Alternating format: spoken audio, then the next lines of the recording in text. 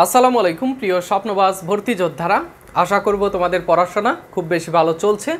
যারা রাজশাহী বিশ্ববিদ্যালয়ের এই ইউনিটে ভর্তি পরীক্ষা দেবে, তোমাদের অলরেডি সব টপিক শেষ, সেটা হোক ইংরেজি, সেটা হোক জিকে, সেটা হোক তোমার বাংলা, প্রত্যেকটা টপিক আশা করব তোমরা শেষ করে ফেলেছো। জাস্ট এখন রিভিশনের উপরে আছো, যে এই একদিনের মধ্যে তোমরা রিভিশন দিচ্ছ। এবং অন্যান্য সাবজেক্টের কথা আমি না বলি, আমি জাস্ট ইংরেজি অংশের কথা বলি, যে ইংরেজি অংশে তোমরা জাস্ট রিভিশন দিচ্ছ এবং হয়তোবা মডেল টেস্ট সলভ করছো।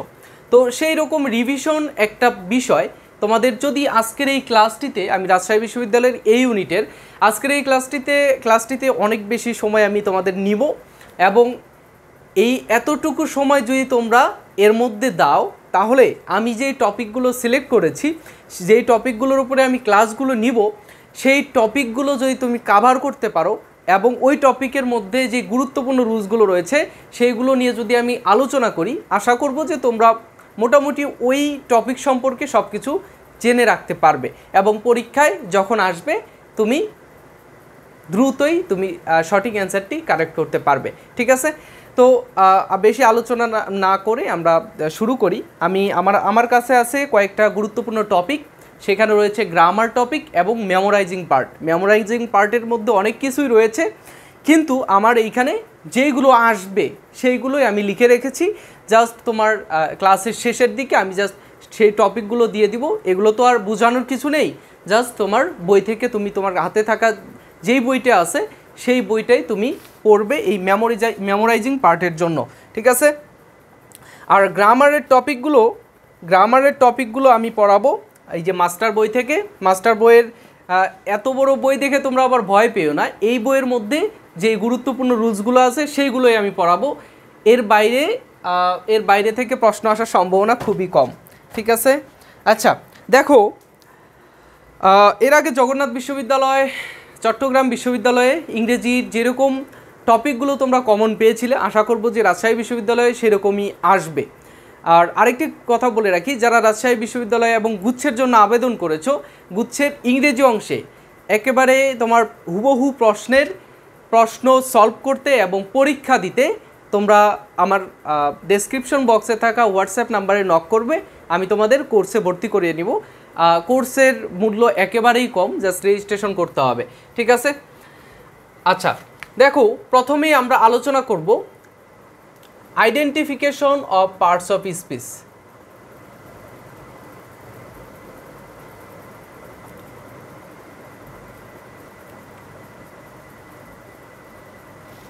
Identification of parts of speech.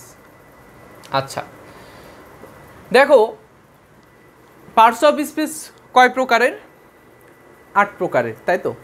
এই 8 প্রকারের মধ্যে তোমার কি 8 প্রকারই পরীক্ষায় আসে, 8 প্রকারই পড়তে হবে? মোটেও না। তোমার অন্য কোনো টিচার, বড় ভাই অথবা তোমার কোচিংয়ে হয়তো সবগুলোই পড়াবে, অনেক বেশি সময় পেয়েছে সেই জন্য। কিন্তু বর্তমান তোমার এই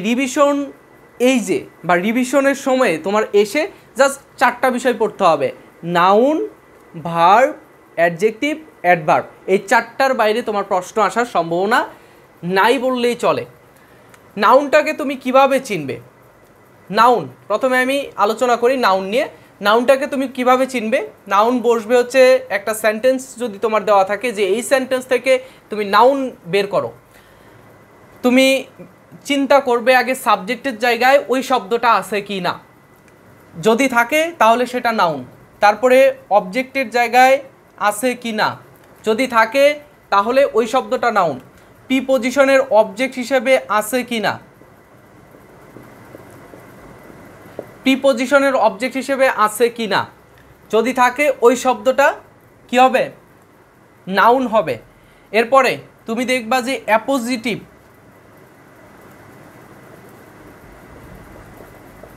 অ্যাপোজিটিভ হিসেবে ওই শব্দটা আছে কি না, যদি থাকে তাহলে সেটা নাউন। তারপরে কোথায় থাকবে? তারপরে তোমার কমপ্লিমেন্টের জায়গায়। কমপ্লিমেন্ট বলতে তোমরা তো অবজেক্ট বুঝো, তোমরা যা বুঝো সেইটা জানলেই হবে।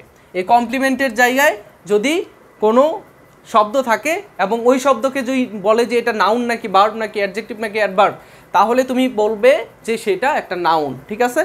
আচ্ছা, এরপরেও নাউন চেনার জন্য ভাষাবিদেরা যারা ল্যাঙ্গুয়েজ নিয়ে, অর্থাৎ লিঙ্গুইস্ট বলা হয় যাদের, যারা ভাষাবিদ, এই লিঙ্গুইস্টরা কিছু কিছু চিহ্ন তোমাদের দিয়েছে যে এই শব্দ দ্বারা, এই অংশ দ্বারা, এই সাফিক্স দ্বারা তুমি চিনতে পারবে এইটা একটা নাউন, ঠিক আছে। যে আমি বইয়ের মধ্যে অনেকগুলোই পাবে, আমার মনে যতগুলো আছে ততগুলোই আমি তোমাদের বলে দিচ্ছি। সেগুলো হচ্ছে তোমার শেষে থাকবে মেন্ট, তারপরে TION, শন, SION, শন, CECY, ঠিক আছে। তারপরে আর কি আছে, আচ্ছা, তো এইগুলোই আর কি, মোটের উপর এইগুলোই তোমরা একটু দেখবে, বইয়ের মধ্যে পাবে। বইয়ের মধ্যে এগুলো হচ্ছে মুখস্থ বা তুমি একটু চোখে দেখলেই বুঝতে পারবে, ঠিক আছে। এই হচ্ছে নাউনের আলোচনা, এর বেশি আর এখন আলোচনা করার সময় নেই, ঠিক আছে। আমরা শর্টকাটে যেইখানে থেকে আসবে সেইটুকুই আমরা দেখার চেষ্টা করব। এখানে আমি তোমাদের এখন এক্সাম্পল দিচ্ছি না, এক্সাম্পলগুলো তোমরা বইয়ের মধ্যে অনেকগুলো প্র্যাকটিস করতেছো, তোমরা রিভিশন দিচ্ছ, সেই জন্য তোমরা রিভিশনের মধ্যেই সব কিছু রয়েছে। তোমরা হয়তো ভাববে যে ভাই আমি তাহলে এই ক্লাস করে কি বুঝলাম, বুঝবে যে এই যে রুলসগুলো আমি জাস্ট হিন্টস দিচ্ছি, এইটুকু তোমরা বইয়ের মধ্যে একটু বের করে দেখো, এইখান থেকেই আসবে প্রশ্ন, ঠিক আছে। আচ্ছা, দ্বিতীয় যে বিষয়টা সেটা হচ্ছে আমাদের নাউনের পরে আসে হচ্ছে ভার্ব। ভার্বের যেই বিষয়টা আসে, ভার্ব এবং অ্যাডজেক্টিভের মধ্যে যে বিষয়টা খুব বেশি আসে সেটা হচ্ছে তোমার প্রেজেন্ট পার্টিসিপল এবং জিরান্ট। এটা নিয়ে একটু পরে কথা বলবো, তার আগে আমরা দেখি ভার্ব কাকে বলে, ভার্বের অবস্থান কোথায় থাকে, ভার্ব চিনবো কীভাবে। আচ্ছা দেখো, অনেক সময় দেখা যায় যে ভার্বের চেহারা আমরা চিনতে পারি না। কেন চিনতে পারি না? কারণ হচ্ছে আমাদের জানা নেই যে ভার্ব কোথায় বসে। ভার্ব কোথায় বসবে? ভার্ব বাক্যের শুরুতেও বসতে পারে, বাক্যের শুরুতে ভার্ব বসতে পারে, বাক্যের শুরুতে, বাক্যের মাঝে, বাক্যের শেষে। আচ্ছা, বাক্যের শুরুতে কখন বসবে? যখন ইম্পারেটিভ সেন্টেন্স থাকবে। ইম্পারেটিভ সেন্টেন্সের ক্ষেত্রে বাক্যের শুরুতে বসবে। যেরকম ডু দ্য ওয়ার্ক, আমি বলছি যে ডু দ্য ওয়ার্ক, কাজটি করো। এইখানে ডু হচ্ছে বাক্যের মধ্যেকার একটা ভার্ব এবং বাক্যের শুরুতে বসেছে। বাক্যের মাঝে কখন বসে? অ্যাসার্টিভ সেন্টেন্স, অপটেটিভ সেন্টেন্স, তারপর হচ্ছে তোমার আরও রয়েছে তোমার এক্সক্লামেটরি সেন্টেন্স, সেইগুলোর ক্ষেত্রে তোমার বাক্যের মাঝখানে বসে। আবার এগুলো তাহলে কি আসলো? যে অ্যাসার্টিভ সেন্টেন্স, তারপর হচ্ছে তোমার এক্সক্লামেটরি সেন্টেন্স, এখানে এক্সক্লামেটরি সেন্টেন্সটাতে আমরা এইভাবে দিতে পারি না, হাউ এবং হোয়াট দেখলেই তো আমরা ইয়ে করি, সেটা তোমার আচ্ছা এটা তো বাক্যের মাঝখানেই। আচ্ছা, আমারই ভুল হয়েছে, বাক্যের মাঝখানে এক্সক্লামেটরি সেন্টেন্স, এক্সক্লামেটরি সেন্টেন্স। আরটা কি বললাম? যে অপটেটিভ সেন্টেন্স। এটা হচ্ছে তোমার বাক্যের মাঝখানে ভার্বটা বসবে। এবং তোমাদের যেটা খুব বেশি কনফিউশন আসে সেটা হচ্ছে তোমার কিছু কিছু ওয়ার্ড আছে যেগুলো নাউন এবং ভার্বের একই সাথে কাজ করে। আমি যদি বলি যে water the tree, water the tree, book the ticket. এইখানে দেখো ওয়াটার দ্য ট্রি, তারপরে বুক দ্য টিকিট। এইখানে যদি তুমি ওয়াটারটাকে নাউন ধরো তাহলে কিন্তু হচ্ছে না, এটাকে নাউন ধরলে হবে না। পানি দ্য গাছ, এইখানে তো নাউন হচ্ছে না, এটা দ্বারা বোঝাচ্ছে যে পানি দাও, ওয়াটার, এইখানে ওই ওয়াটার দ্বারা পানি দেওয়া, এবং দিলে কোনো কিছু যখন দেওয়া হবে তখন সেটা ভার্ব হয়ে যাচ্ছে, একটা কাজ বোঝাচ্ছে। আবার বুক দ্য টিকিট, এটা একটা কাজ বোঝাচ্ছে, টিকিট বুকিং করাই, যেটা মানে টিকিট কাটা হয়, সেটা হচ্ছে তোমার, এটাও ভার্ব বোঝাচ্ছে, এটাও ভার্ব বোঝাচ্ছে। যার কারণে এখানে তোমার যদিও এটা নাউন হিসেবেও ব্যবহৃত হয়, সেই এই শব্দগুলো আবার ভার্ব হিসেবেও ব্যবহৃত হতে পারে, ঠিক আছে। আচ্ছা দেখো, আরেকটা বিষয় হচ্ছে বাক্যের শেষের দিকে কখন, এটা তো অ্যাজ ইউজুয়াল তোমরা সকলেই জানো যে বাক্যের মাঝখানে ব্যবহৃত হবে। আবার বাক্যের শেষে যখন ব্যবহৃত হবে তখন কিভাবে থাকে। আবার দেখা যায় যে নেগেটিভ ইন্টারোগেটিভ সেন্টেন্সের ক্ষেত্রে অক্সিলারি ভার্বগুলো সামনের দিকে যায়, ইন্টারোগেটিভ সেন্টেন্সের ক্ষেত্রে বাক্যের শুরুর দিকে অক্সিলারি ভার্বগুলো থাকে, সেটাও একটা বোঝার বিষয়। সেগুলো আমি আলোচনা করব রাইট ফর্ম অফ ভার্বের মধ্যে, মডাল যখন আলোচনা করব তখন, মডাল ভার্ব অথবা অক্সিলারি ভার্ব আলোচনা করব তখন, ঠিক আছে। আচ্ছা দেখো, বাক্যের শেষে কখন বসে। ইনট্রানজিটিভ ভার্বগুলোর মধ্যে যখন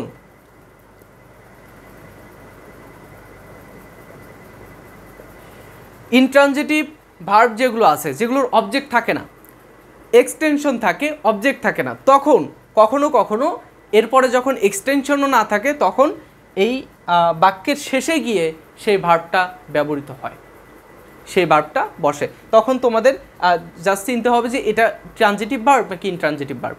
তখন বুঝতে হবে যে যদি ইনট্রানজিটিভ ভার্ব হয় তখন বাক্যের শেষে যে শব্দটা রয়েছে সেটাই আমার ভার্ব। আর ভার্ব চেনা অত বেশি কঠিন না, তোমাদের বিশ্ববিদ্যালয়ে ভর্তি পরীক্ষায় এত বেশি কঠিন কোনো কিছু আসে না, ঠিক আছে। জাস্ট তোমরা একটু যদি তোমাদের উইট এবং তোমাদের হিউমার তোমরা যদি একটু খাটাতে পারো তাহলেই কিন্তু তোমাদের এইটা পারা কোনো ব্যাপার না, ঠিক আছে। আচ্ছা, এটা গেল আমাদের ভার্বের আলোচনা। জাস্ট এখন আমরা ওই ইনফিনিটিভ ভার্বের মধ্যে, ইনফিনিটিভ না, জিরান্ট এবং পার্টিসিপলের মধ্যে আমাদের কিছু কনফিউশন রয়েছে। জিরান্ট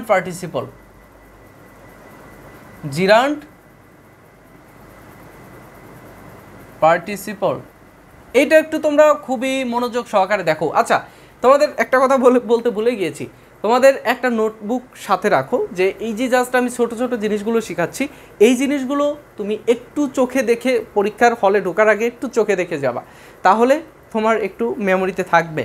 দেখো, জিরান্ট এবং পার্টিসিপল দুইটার গঠন কি? দুইটারই গঠন হচ্ছে ভার্বের সাথে আইএনজি। এখানে দেখো, আমাদের এই দুইটা চেনার একমাত্র উপায় হচ্ছে, এই জিনিসটা হচ্ছে কাজ করা বোঝাবে না, কাজ করা বোঝাবে না, আর এটা হচ্ছে কাজ করবে, ঠিক আছে। কাজ করা বোঝাবে না আর কাজ করবে, ঠিক আছে। দেখো, আমি যদি এখানে বলি যে সুইমিং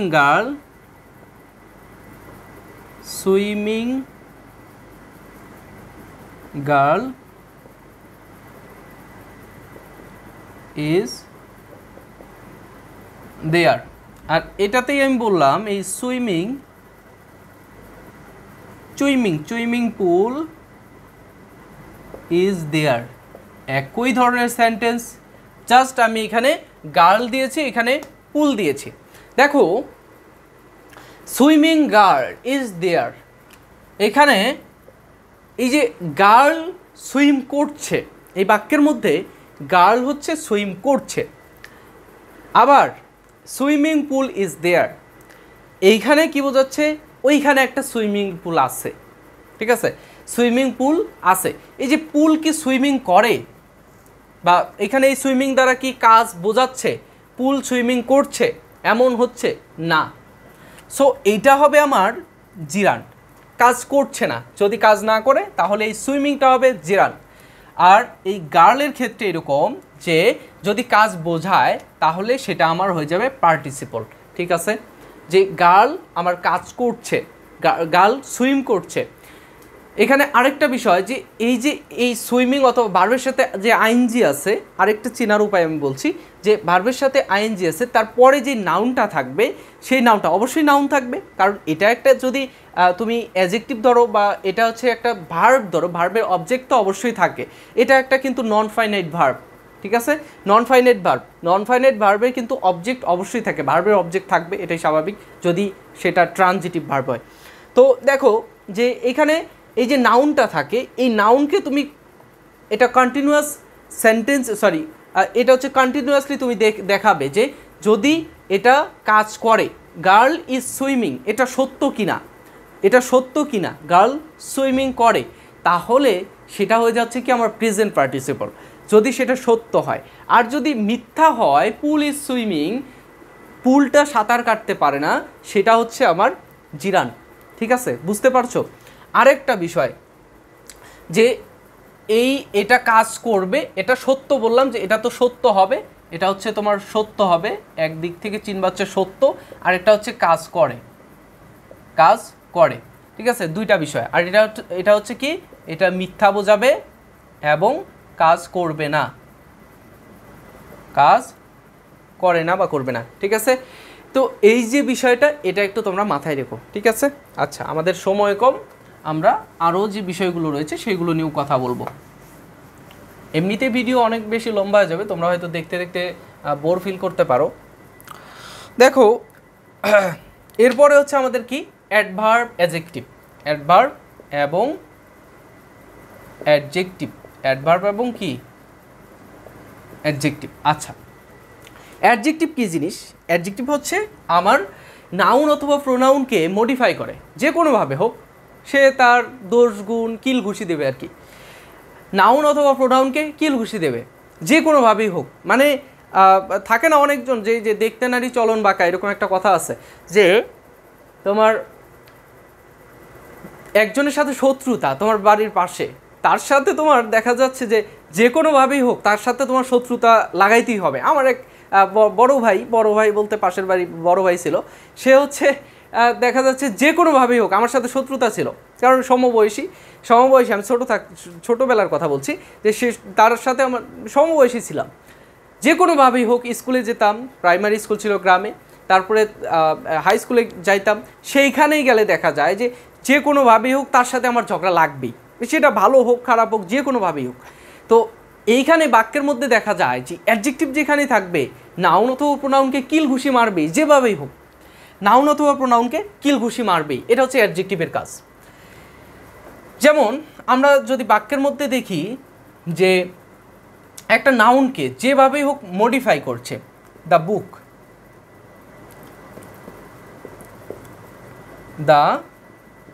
তোমাদের দেখবা যে কিছু কিছু টিচার অথবা বড় ভাইরা তোমার স্ট্রাকচার অনুযায়ী দেখাবে যে নাউনের সামনে অ্যাডজেক্টিভ বসে, নাউনের সামনে অ্যাডজেক্টিভ বসে, অথবা দা এবং নাউনের মাঝখানে অ্যাডজেক্টিভ বসে। হ্যাঁ, এটা ঠিক আছে।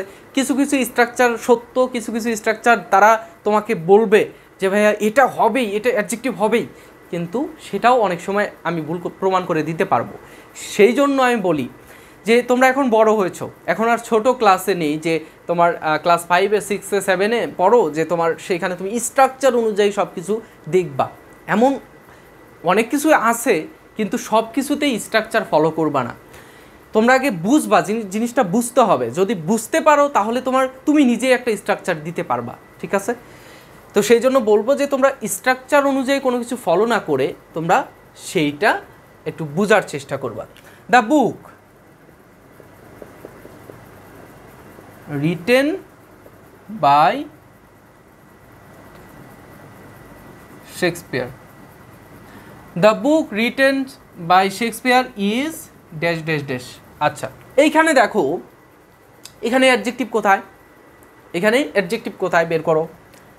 এখানে তোমার তো দেখে এটা রিটেন, তো এটা তোমার মনে হবে ভার্ব। হ্যাঁ, এটাও ভার্ব, কিন্তু নন ফাইনাইট ভার্ব, এবং সেটা হচ্ছে আমার কি পার্টিসিপল। আচ্ছা, সরি, পার্টিসিপল না, সেটা আমার কী হবে, হ্যাঁ সরি, পাস্ট পার্টিসিপল। এখন দেখো যে এই যে বুক, বই, এইখানে কিন্তু তোমার যখন স্যারেরা বলবে অথবা তোমার কোনো বড় ভাই তোমাকে বললো যে ভাইয়া এই যে নাউনের সামনে একটা অ্যাডজেক্টিভ বসবে, এখানে কই নাউনের সামনে অ্যাডজেক্টিভ কোথায় আছে? এ তো ডিটারমিনার আছে, অ্যাডজেক্টিভ কোথায়? এই যে এটা হচ্ছে অ্যাডজেক্টিভ। কেন অ্যাডজেক্টিভ? তোমাকে অর্থের দিকে চিন্তা করতে হবে। The book written by Shakespeare, the book written, এই বইটা লিখিত অবস্থা, যে বইটা লিখিত, যে বইটা কি লিখিত, সেইটা আমার এখানে এই লিখিত শব্দটা হচ্ছে তোমার অ্যাডজেক্টিভ। সেই জন্য তোমরা এই বইকে মডিফাই করছে, যে কোনোভাবে হোক অ্যাডজেক্টিভ কী করবে, বইকে মডিফাই করবে, সরি এই নাউনকে মডিফাই করবে। যখন নাউনকে মডিফাই করছে তখন ওই শব্দটাই হয়ে যাচ্ছে একটা কি অ্যাডজেক্টিভ। ঠিক আছে, এখানে তোমার এই সংজ্ঞার মধ্যে আমি সীমাবদ্ধ রাখবো, কারণ তুমি বইয়ের মধ্যে দেখলে তোমার কয়েকটা চেনার উপায় তোমার থাকতে পারে, এই যে এরকম চেনার উপায় আছে, টিপ, সিপ, তারপর হচ্ছে তোমার কি আছে ফুল, তারপরে কি আছে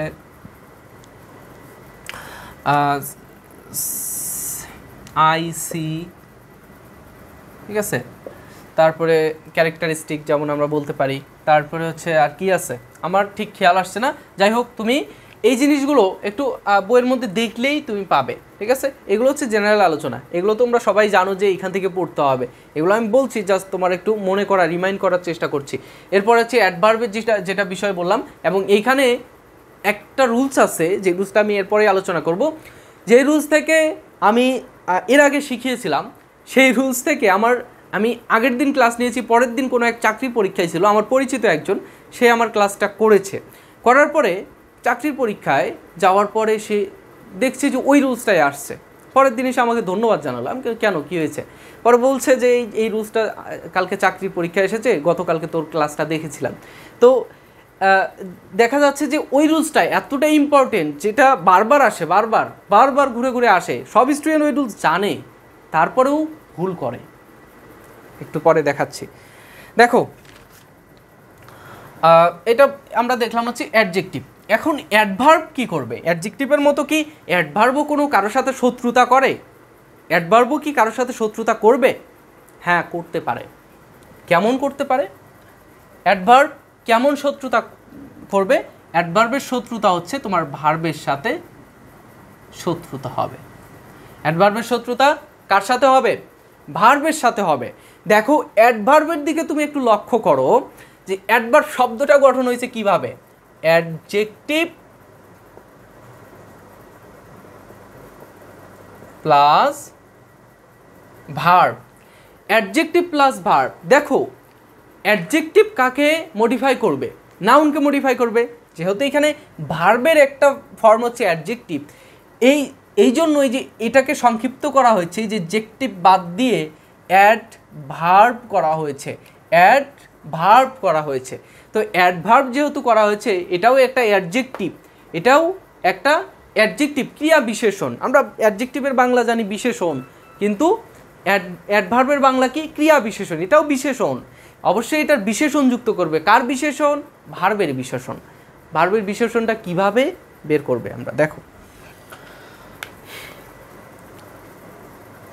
দেখো এখানে সেটা ভার্বের যে কোনো একটা দোষ গুণ বের করবে, শত্রুতা থাকবে এর সাথে। তো এইখানে এর সাথে শত্রুতাটা কিভাবে হবে? সময়বাচক শত্রুতা। তারপরে শত্রুতা হবে তোমার অবস্থাবাচক শত্রুতা। আরেকটা হবে কি? স্থানবাচক শত্রুতা। তোমরা অনেক সময় পড়ে থাকবে যে এমপিটি,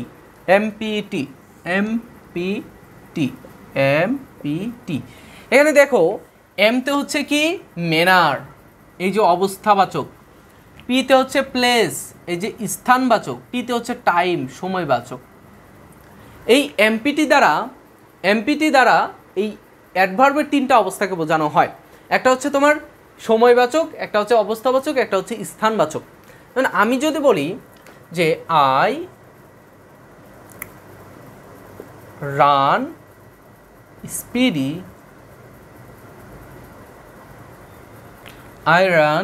স্পিডি, তারপরে দিব হচ্ছে দেয়ার, আচ্ছা আমি দেয়ার না দিয়ে অন দ্য রোড,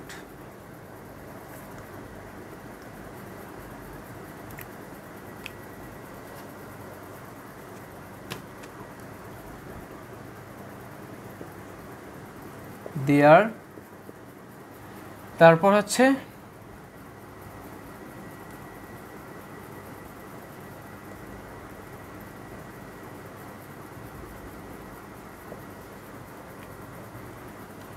কি দিব এটা?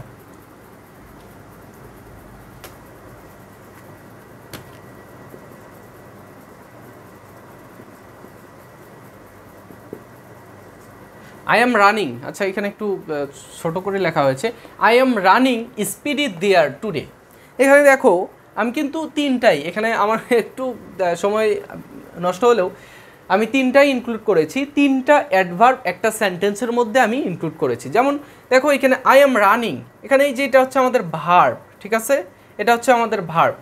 এই ভার্বকে মডিফাই করেছে তিনটা শব্দই মডিফাই করেছে। এই যে এখানে তিনটা দেখো, একটা দুইটা তিনটা, তিনটাই কিন্তু অ্যাডভার্ব। এই যে স্পিডি, এটা হচ্ছে অ্যাডভার্ব অফ ম্যানার, এটা অবস্থা বোঝাবে কিভাবে সে কাজটি করলো, আস্তে করলো, দ্রুত করলো, নাকি তোমার কিভাবে করলো, সেটা তোমার এখানে বোঝা যাচ্ছে, সেটা হচ্ছে অ্যাডভার্ব অফ ম্যানার দ্বারা। তারপরে অ্যাডভার্ব অফ প্লেস, দেয়ার, সেখানে, কোথায়, সেখানে, এটা হচ্ছে তোমার অ্যাডভার্ব অফ প্লেস, এটা স্থান বুঝিয়েছে। তারপরে অ্যাডভার্ব অফ টাইম, সময় বোঝাচ্ছে, টুডে, ঠিক আছে। আচ্ছা, এইটা হচ্ছে তোমার তিনটা বিষয়। এখন আরেকটা যে বিষয় রয়েছে সেটা হচ্ছে তোমার অ্যাডভার্ব তুমি চিনবা কিভাবে, অ্যাডভার্ব চেনার উপায়। আমাদের মেন টপিকই কিন্তু হচ্ছে অ্যাডভার্ব চেনার উপায়। কিভাবে চিনবো? অ্যাডভার্ব হচ্ছে তোমার বাক্যের মধ্যে যেই শব্দটা কোনো স্থান বোঝাচ্ছে, একটু আগে তো লিখলাম, স্থান বোঝাচ্ছে, সময় বোঝাচ্ছে এবং কাজের ধরন বোঝাচ্ছে, সেটা হচ্ছে আমাদের এই অ্যাডভার্ব। আরেকটা বিষয় যে তোমরা এল ওয়াই যুক্ত থাকলেই, যেটা বলতেছিলাম একটু আগে যে খুব বেশি ইম্পর্টেন্ট, এল ওয়াই যুক্ত থাকলেই তোমরা ভাবো যে এই শব্দটা অ্যাডভার্ব, কিন্তু সেই শব্দটা অ্যাডজেক্টিভও হতে পারে। কেন অ্যাডজেক্টিভ হবে? আমরা জানি কি যে অ্যাডজেক্টিভের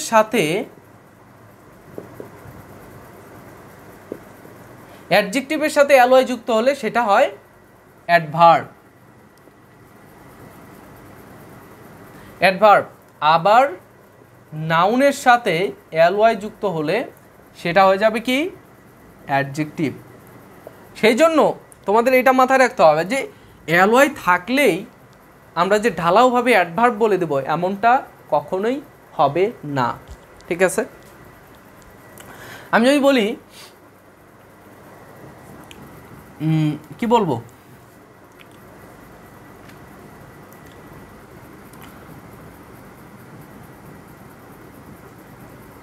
বিউটিফুলি, এই যে বিউটিফুল এই অংশটা হচ্ছে অ্যাডজেক্টিভ, তার সাথে অ্যালয় যুক্ত হয়েছে, তখন আমরা এটাকে বলবো হচ্ছে অ্যাডভার্ব, ঠিক আছে। আবার তোমাকে যদি আমি বলি যে মাদারলি, হার মাদারলি বিহেভিয়ার অ্যাট্রাক্টস মি, তার মায়ের মতো ভালোবাসা আমাকে আকর্ষণ করেছে। এখানে মাদার হচ্ছে একটা নাউন এই অংশটুকু, আর অ্যালয় হচ্ছে আমাদের একটা কি, অ্যালয় হচ্ছে একটা সাফিক্স, এটা যুক্ত হয়ে আমাদের হয়ে যাচ্ছে অ্যাডজেক্টিভ। সেজন্য অ্যালয় থাকলেই যে তুমি ঢালাওভাবে নাউন বলে অ্যাডভার্ব বলে দিবা এমনটা কখনোই হবে না, হওয়া উচিতও নয়, ঠিক আছে। আচ্ছা, এরপরে আমাদের বইটা একটু গুছাই এবং আমাদের যেই গুরুত্বপূর্ণ বিষয়গুলো রয়েছে সেগুলো নিয়ে আমরা আলোচনা করব। প্রথমেই যে বিষয়টা আসবে সেটা হচ্ছে অ্যাডভার্বের মধ্যে, আচ্ছা অ্যাডভার্ব বলতে তোমরা কি বুঝো? সরি, আচ্ছা, প্রথমেই যে বিষয়টা আসে সেটা হচ্ছে রাইট ফর্ম অফ ভার্ব, ঠিক আছে। প্রথমেই আমরা কি আলোচনা করব? Right form of verb.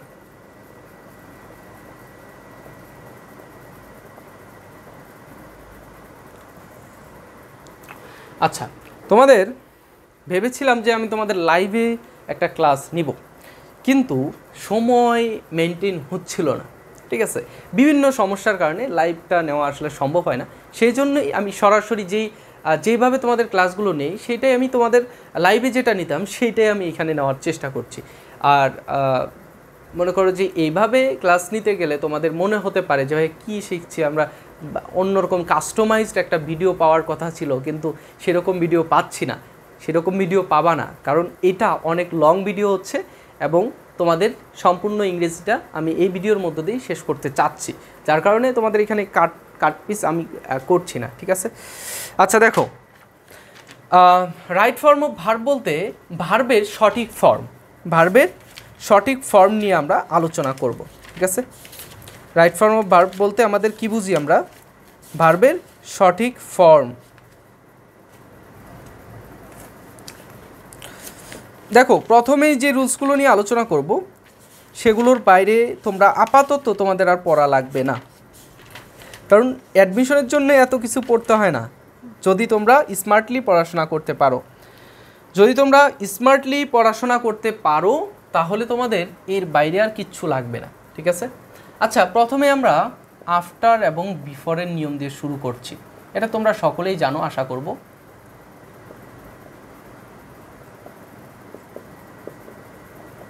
আচ্ছা, আমরা জানি কি যে আফটার শব্দের অর্থ হচ্ছে পরে, সেই জন্য এরপরে হবে তোমার had plus V3, had plus V3। Before মানে হচ্ছে আগে, সেই জন্য এর আগে হবে হ্যাড প্লাস V3, ঠিক আছে?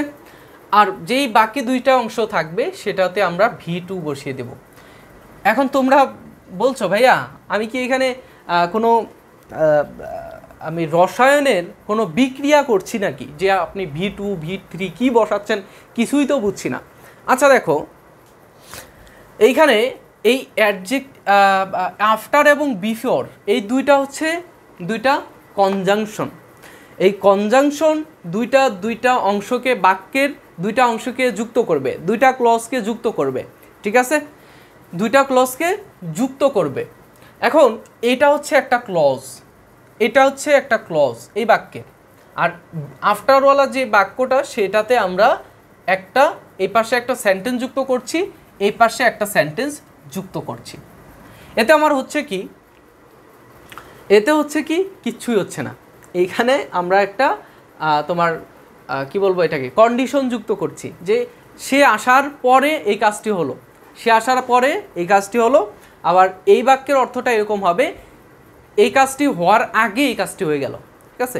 এখানে হলো কি এই কাজটি হওয়ার পরে এই কাজটি হলো, আর এটাতে এই কাজটি হওয়ার পরে ওই কাজটি আগে এটা হলো।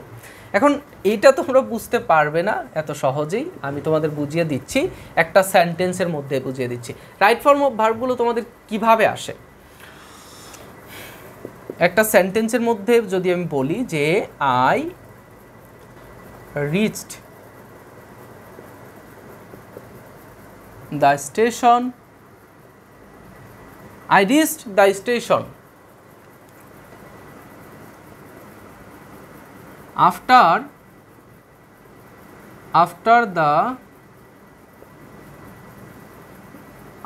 the train dash। এইখানে তোমার ভার্বের প্রেজেন্ট ফর্ম দেওয়া থাকলো।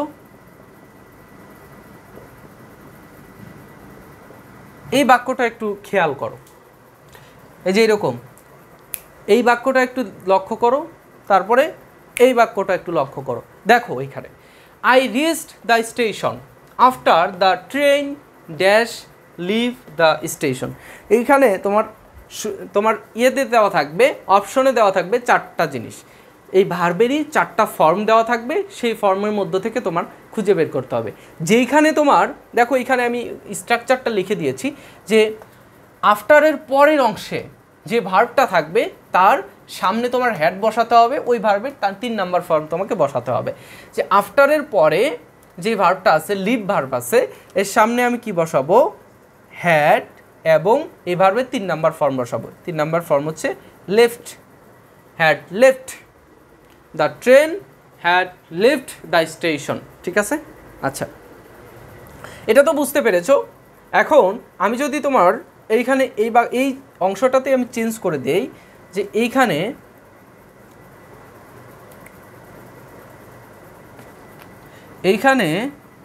লেফট শুধু, আর এইখানে হচ্ছে এই আফটারের জায়গায় বিফোর দিয়ে দেই, তাহলে কি হবে, the train left the station before. এই বিফোরের সামনে আমাদের কি আসবে, বিফোরের সামনে had plus V3।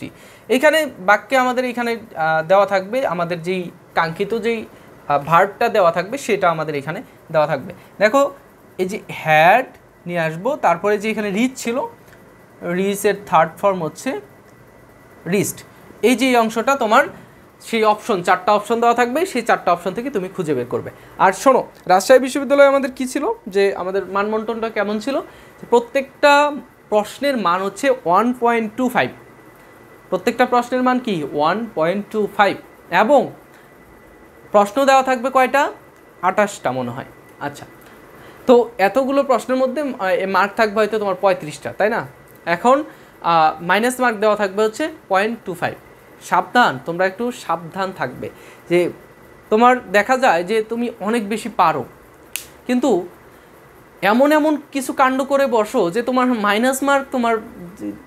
Minus mark যে থাকবে সেটা তোমার প্রাপ্ত মার্ক থেকে বেশি। অর্থাৎ দেখা যায় যে স্যারই তোমার কাছে আরও মার্ক পায়, তুমি স্যারের কাছে কি মার্ক পাবা, স্যার তোমার কাছ থেকে আরও মার্ক পাবে। তো এটা যেন না হয়, মাইনাস মার্কের দিকে একটু খেয়াল রাখবে। হঠাৎ করেই মনে পড়লো তাই বলে দিলাম, ঠিক আছে? এই যে আফটার বিফোরের নিয়মটা সেটা আমাদের গেল। এখন আরও কিছু গুরুত্বপূর্ণ রুলস রয়েছে, সেগুলো আমি ধারাবাহিকভাবে শেষ করব, একটু তোমাদের অপেক্ষা করতে হবে, ঠিক আছে? আচ্ছা দেখো, এইখানে যে বিষয়টা সেটা হচ্ছে তোমার বাক্যের মধ্যে উইশ, বাক্যের প্রথম অংশে wish fancy it is high time, it is high time অথবা ইট ইজ টাইম, এগুলো যদি থাকে এর পরের অংশে V2 বসে, মানে ভার্বের পাস্ট ফর্ম বসবে। Wish, fancy, it is time অথবা ইট ইজ হাই টাইম যদি থাকে তাহলে আমাদের কি হবে?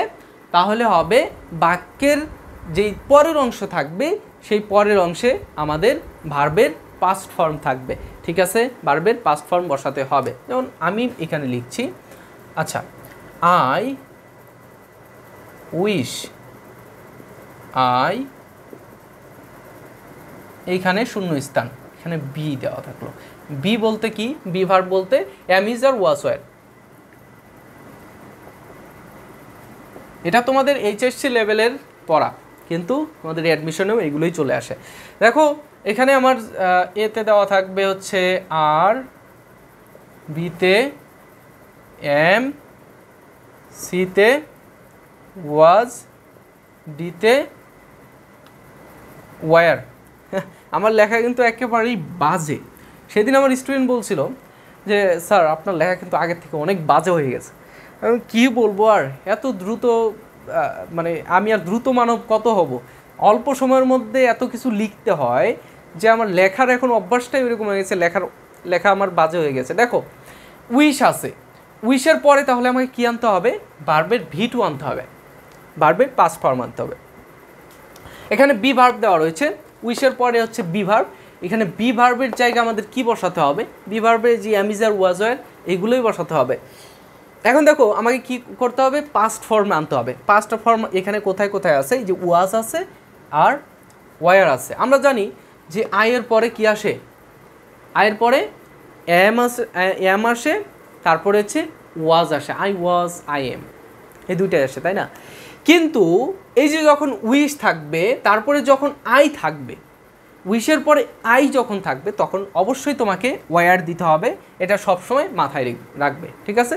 সে যখন উইশের পরে আই থাকবে তখন আয়ের পরে অবশ্যই ওয়্যার দিতে হবে, এটা মাথায় রেখো। সেরকমভাবে দেখো এই রুলসের মধ্যে wish, fancy, it is high time, it is time এগুলোর পরে ভার্বের V2 বসবে, ঠিক আছে?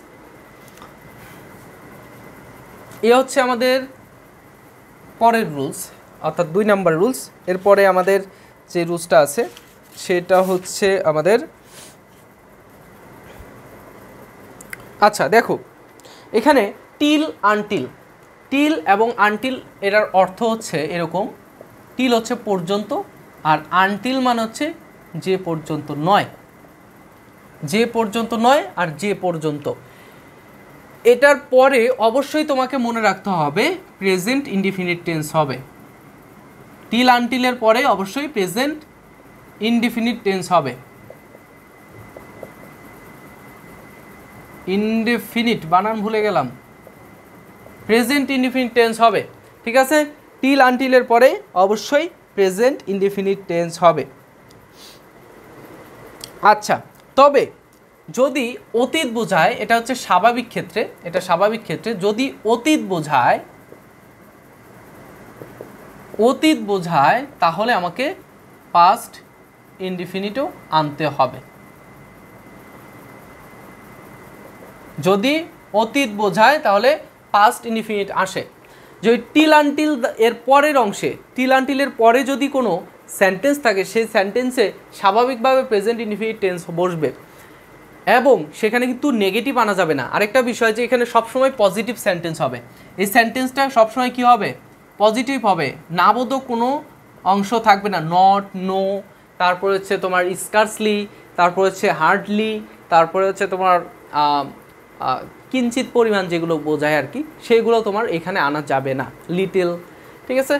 তো এইখানে অবশ্যই তোমার পজিটিভ একটা সেন্টেন্স বসাতে হবে। অবশ্যই সেখানে তোমার কাজ তো এখানে পজিটিভ করা না, তোমার যে এমসিকিউ থাকবে সেই এমসিকিউর মধ্যে তুমি অবশ্যই এখানে পজিটিভ সেন্টেন্সই তারা দেবে।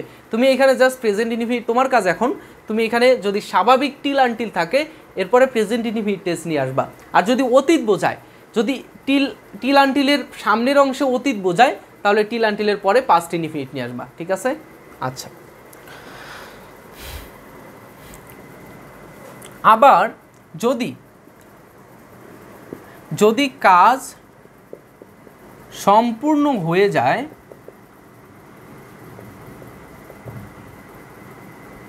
যায় তখন প্রেজেন্ট বা পাস্ট পারফেক্ট আনা যায়, পাস্ট পারফেক্ট আনা যায় যদি কাজ সম্পূর্ণ হয়ে যায়, তবে এটা খুব বেশি ইম্পর্টেন্ট না, ঠিক আছে। তুমি এই দুইটা জিনিস একটু ভালোভাবে দেখিও।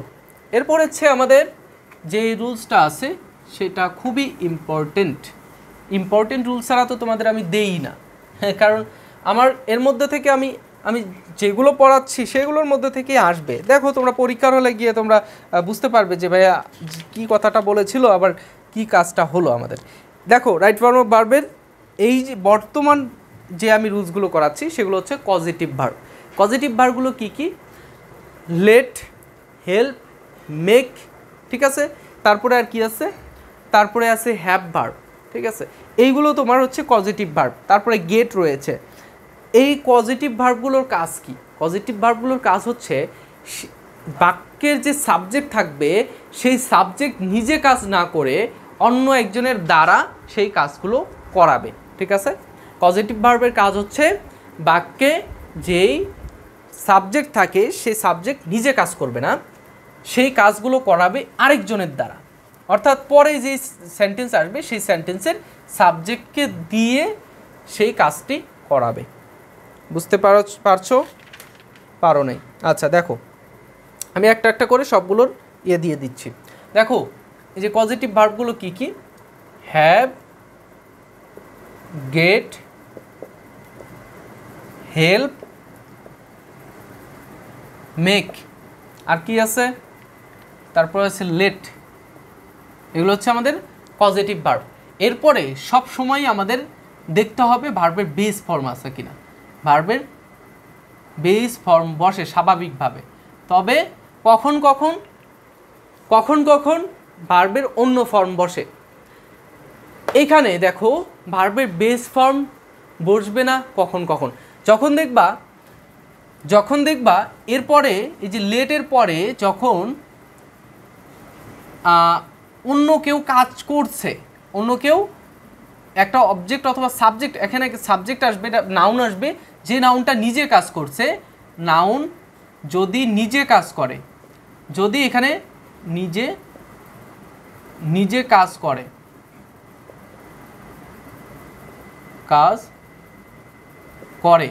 তখন এরপরে আমাদের ভার্বের বেস ফর্ম বসবে, অর্থাৎ লেট এর পরে এই যে পজিটিভ ভার্ব, এই যে have, get, help, make, let, এরপরে যদি নাউন নিজে কাজ করে তখন আমরা নিয়ে আসবো ভার্বের বেস ফর্ম। কি নিয়ে আসবো? ভার্বের বেস ফর্ম। একটা উদাহরণ দেখো যে আই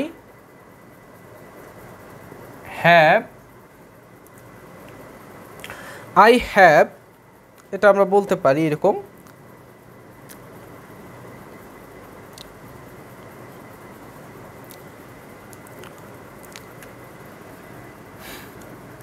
I have my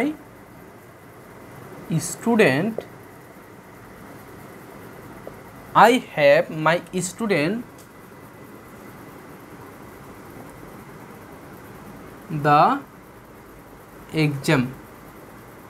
দেখো এখানে যে আই হ্যাভ মাই স্টুডেন্ট, এখানে আমার অপশন দেওয়া থাকবে সিট, বি নাম্বার দিচ্ছি স্যাট, তারপরে কি দিতে পারি সিটিং,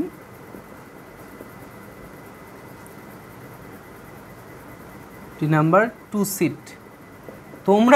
তোমাদের কি হচ্ছে জানো, তোমাদের অনেক সময় দেখা যায় যে তোমরা এই যে সেন্টেন্সের মধ্যে যে আমরা কিন্তু তোমাদের এই সেন্টেন্সের স্ট্রাকচার শিখিয়ে থাকি যে একটা সেন্টেন্সের মধ্যে যখন দুইটা ক্লজ থাকবে মাঝখানে অবশ্যই একটা তোমার কি আনতে হবে, কনজাংশন আনতে হবে, ক্লোজ মার্কার যেটাকে আমরা বলি।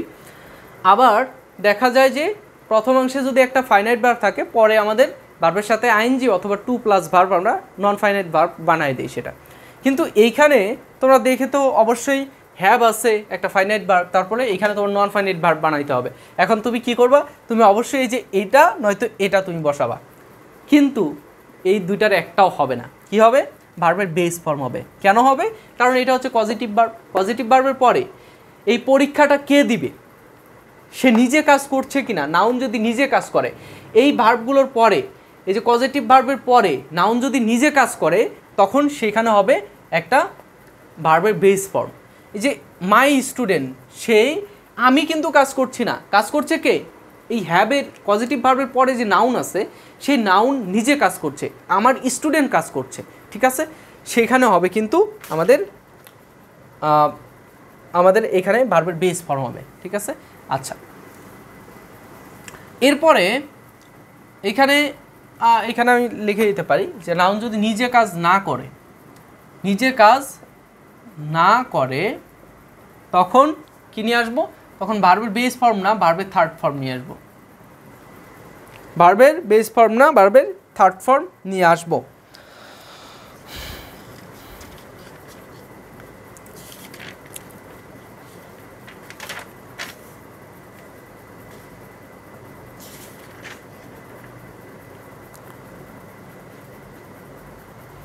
সবগুলোর ক্ষেত্রে একই। দেখো এখানে যে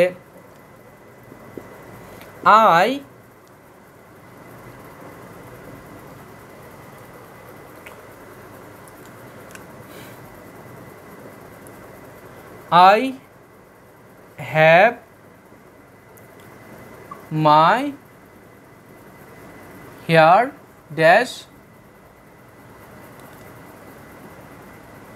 ইন, আচ্ছা, বাই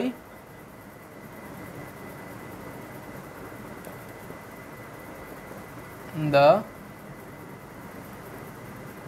সেলুন। বানান কেমন, একটা এল এরকমই। আচ্ছা, সেলুন। এখানে দেখো যে এই যে হ্যাভ ভার্ব আছে, হ্যাভের পরে হ্যাভ হচ্ছে আমাদের পজিটিভ ভার্ব, এরপরে এখানে যদি এই কাজটা নিজে করছে না, এই নাউন নিজে কিন্তু কাজটা করছে না। মাই হেয়ার, ও সরি এখানে ভার্বটা আমি দেই নাই, কাটিং টু কাট। আচ্ছা, এই তিনটা অপশনই দিলাম তোমাদের, এটা এটা এবং এটা। এখানে দেখো যে তুমি কোনটা বসাবে, তুমি একটু চিন্তা করো তুমি কোনটা বসাবে। এখানে তো ভার্বের থার্ড ফর্ম নাই, তাহলে তুমি কোনটা বসাচ্ছ আমাকে একটু জানাও। আই হ্যাভ, এটা একটা অক্সিলারি, এখানে এটা একটা পজিটিভ ভার্ব। এখন পজিটিভ ভার্বের পরে যে নাউনটা থাকবে, সেই নাউনটা যদি নিজে কাজ না করে, এই কাজ কিন্তু এই নাউন নিজে করছে না। মাই হেয়ার, এই হেয়ারটা কাটছে কে, আমার চুল কি নিজে নিজেই কাটছে না, এই চুলটা কাটছে সেলুনের কোনো ব্যক্তি। এটা মূল কথা না। মূল কথা হচ্ছে যে এই যে পজিটিভ ভার্বের পরে যদি নাউন নিজে কাজ না করে, তখন ভার্বের 3 নাম্বার ফর্ম দেব। এখন ভার্বের 3 নাম্বার ফর্ম এখানে নাই, আছে? হ্যাঁ, অবশ্যই আছে। এই যে কাট হচ্ছে ভার্বের 3 নাম্বার ফর্ম। আমরা জানি কি যে কাটের V1 হচ্ছে এটা, কাটের V2 এটা, কাটের V3ও এটা। এই কাট হচ্ছে আমাদের একাই 100, এর সাথে কোনো কিছু পাল্লা দিয়ে উঠতে পারবে না, ঠিক আছে? আচ্ছা, তোমাদের যদি কোনো প্রশ্ন থাকে এই পজিটিভ ভার্ব নিয়ে অবশ্যই আমাকে জানাবে, আমি তোমাদের অ্যান্সার দেওয়ার চেষ্টা করব যথাযথ, ইনশাল্লাহ, ঠিক আছে? আচ্ছা, আমার একটু রেস্ট নেওয়া দরকার, আমি ভিডিওটা একটু পজ করছি, করে আবার শুরু করছি।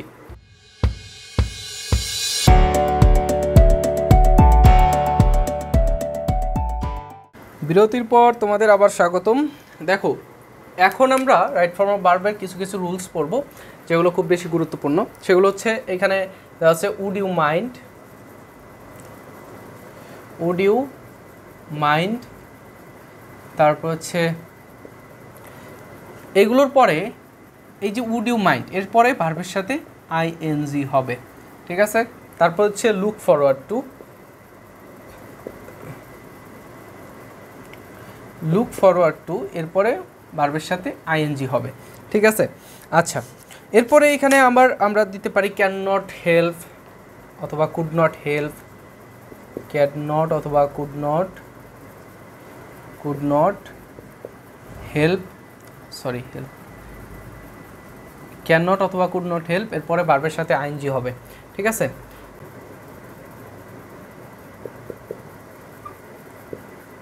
উইথ আ ভিউ টু এর পরে ভার্বের সাথে আইএনজি।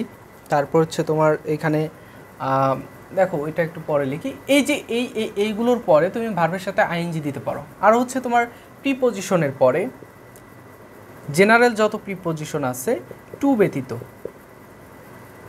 প্রিপোজিশন টু বাদে, এরপরে ভার্বের সাথে আইএনজি হবে, ঠিক আছে? আচ্ছা, এইখানে আরেকটি বিষয় যে ইউজ টু, তোমাদের অনেক সময় দেখা যায় যে ইউজ টু থাকে, ইউজ টু এর পরে তোমরা ভার্বের সাথে আইএনজি দিচ্ছ অথবা তোমরা ভার্বের বেস ফর্ম দিচ্ছ শুধু। এখানে দেখো, ইউজ টু হচ্ছে একটা মডাল ভার্ব, এই ইউজ টু হচ্ছে অতীতের কোনো অভ্যাস বোঝায়। এখন এই যে টু এরপরে ভার্বের সাথে জাস্ট বেস ফর্ম বসে, ভার্বের কোন ফর্ম বসে? ভার্বের বেস ফর্ম বসে।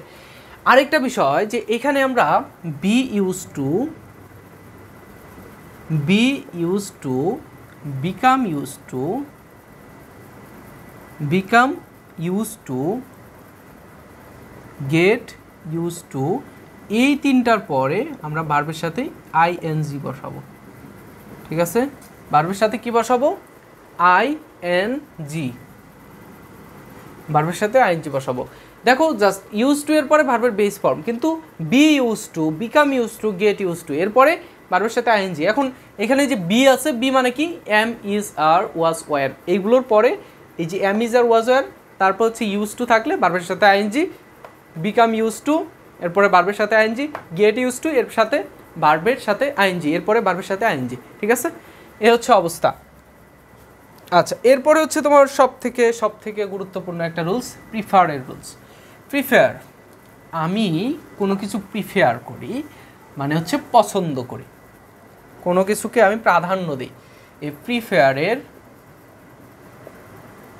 প্রিফারের পরে টু প্লাস ভার্ব, আগে টু প্লাস ভার্ব, তারপরে প্রিফারের আগে হচ্ছে ভার্বের সাথে আইএনজি, প্রিফারের পরে ভার্বের সাথে, সরি এখানে একটু ভুল আছে, টু প্লাস ভার্ব না, এখানে হচ্ছে নাউন, এখানেও তোমার নাউন হবে, ঠিক আছে? প্রিফেয়ারের আগে নাউন, পরে নাউন। প্রিফেয়ারের আগে হচ্ছে তোমার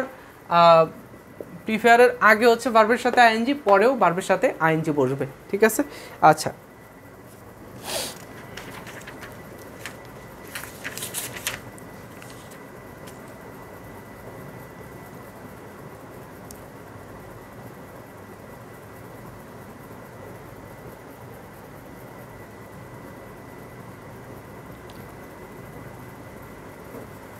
এরপরে দেখো, এই যে জাস্ট প্রিফেয়ারের পরে যদি টু প্লাস ভার্ব থাকে, এরপরে হচ্ছে তোমার রেদার দেন আসবে, রেদার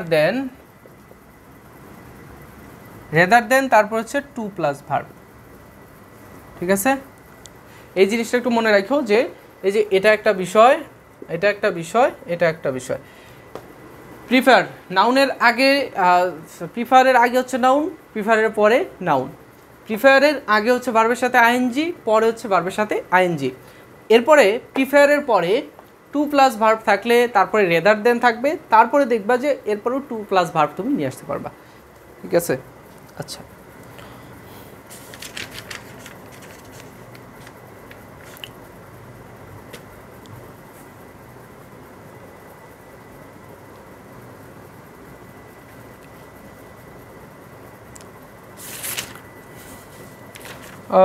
অলমোস্ট আমাদের রুলস শেষ, আমাদের আর তেমন কিচ্ছু নেই। রুলস আমাদের প্রায় সব শেষ রাইট ফর্ম অফ ভার্বের। আরেকটা রুলস বাকি রয়েছে, সেটা আমি একটু দেখাচ্ছি। এটা হচ্ছে তোমার কোনো কিছু জানা অর্থে নো, এরপরে হাউ টু নিয়ে আসবো আমরা। হ্যাঁ, হাউ টু,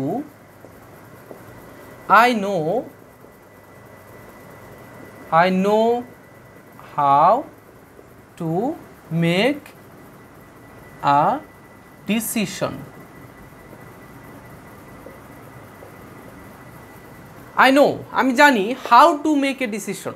এখানে এই যে নো আনলাম, এরপরে হাউ টু নিয়ে আসবো, এরপরে টু, এরপরে ভার্বের বেস ফর্ম নিয়ে আসবো। ঠিক আছে? এই হচ্ছে আমাদের এই নো এর রুলসটা। ঠিক আছে? আচ্ছা, এরপরে তোমাদের আরেকটা বিষয় আছে, সেটা হচ্ছে কন্ডিশনাল। কন্ডিশনাল তো খুব কঠিন কিছু না, তোমরা কন্ডিশনালের ভিডিও আছে আমার চ্যানেলে, তারপরে একটু দেখাচ্ছি। কন্ডিশনালের ক্ষেত্রে এরকম হয় যে সেন্টেন্সের এক পাশে যদি তিনটা কন্ডিশনাল আমরা মোটের ওপর পড়বো, এক পাশে হচ্ছে প্রেজেন্ট ইনডিফিনিট, প্রেজেন্ট ইনডিফিনিট, আরেক পাশে কি হবে ফিউচার ইনডিফিনিট, এক পাশে হচ্ছে পাস্ট ইনডিফিনিট, পাস্ট ইনডিফিনিট, আরেক পাশে কি হবে would, could, might plus verb, would, could, might plus verb. ঠিক আছে? Would, could, might plus verb, verb base form. আরেক পাশে পাস্ট পারফেক্ট যদি থাকে, পাস্ট পারফেক্ট যদি থাকে, আরেক পাশে কি আসবে, এই যে উড, কুড, মাইটটা আমি আর না লিখি, এইখানে would, could, might plus have plus V3 আসবে। ঠিক আছে? এই স্ট্রাকচার, জাস্ট তিনটা লাইন তোমরা মনে রাখবা, তাতেই হয়ে যাচ্ছে কন্ডিশনাল সেন্টেন্স। ঠিক আছে? এরপরে আমরা আলোচনা করব, সেটা হচ্ছে subject verb agreement. Subject verb agreement এখান থেকে সব এই যে তোমাদের যত আলোচনা আছে, এর মধ্যে এই সাবজেক্ট ভার্ব এগ্রিমেন্ট হচ্ছে সব থেকে প্রিফারেবল এবং ডিমান্ডেবল একটা টপিক। কারণ এই টপিক থেকে প্রশ্ন আসবে না, এটা তুমি চিন্তাই করতে পারবা না। এই টপিক থেকে প্রশ্ন আসবে না, এটা চিন্তার বহির্ভূত রাখতে হবে। ঠিক আছে? কারণ এই সাবজেক্ট ভার্ব এগ্রিমেন্ট সেটা আমার আসবে, সব সময়ই আসে, সব সময়ই, প্রত্যেকটা ইউনিভার্সিটিতে, প্রত্যেকটা চাকরির পরীক্ষার প্রত্যেকটা জায়গায় আসে সাবজেক্ট ভার্ব এগ্রিমেন্ট। ঠিক আছে? আচ্ছা, সাবজেক্ট ভার্ব এগ্রিমেন্টের মধ্যে প্রথম যে বিষয়টা আসে সেটা হচ্ছে তোমার either or. As usual rules তোমরা সকলেই জানো, আইদার অর যেগুলো একটু গুরুত্বপূর্ণ সেইগুলো নিয়ে আলোচনা করছি। নেইদার নর, নেইদার নর, নট অনলি,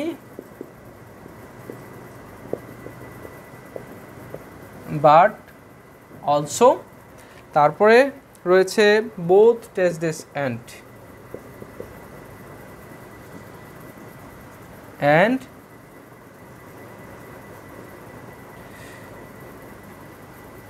নট বাট। তোমরা দেখতে পাচ্ছ কি? দেখতে পাচ্ছ? Either dash dash or, neither dash dash nor, not only but also, both dash dash and, not dash dash but. এইগুলোর পরে এই যে এরপরে কিন্তু এখানে নাউন থাকে, এইখানে কিন্তু নাউন থাকে। ঠিক আছে? এইখানে নাউন থাকবে, এরপরে এইখানেও তোমার নাউন থাকে, এখানে নাউন থাকে। কোন নাউন অনুযায়ী তুমি ভার্বটা বসাবা, কোন নাউন অনুযায়ী ভার্ব বসাবা? অবশ্যই এই যে এই নাউনটা অনুযায়ী ভার্ব বসাবো। আইদার অর, নেইদার নর, এই যে অর, নর, নট বা not, but also, and, but, এর পরে যে নাউন থাকবে এই নাউন অনুযায়ী ভার্ব বসাবো। ঠিক আছে, কথা ক্লিয়ার, আর কোনো ঝামেলা নাই। ঠিক আছে, আচ্ছা এই যে দেখো আমি তোমাদের জাস্ট হিন্টস দিচ্ছি, এইগুলো ভাইয়া তুমি পড়ো, আমি আর তো কিছুই চাই না, তোমাদের কাছে এতটুকুই চাই যে তোমরা এই এতটুকুই পড়ো। দেখো তোমাদের রাজশাহীতে তুমি কি করতেছো দেখো তো,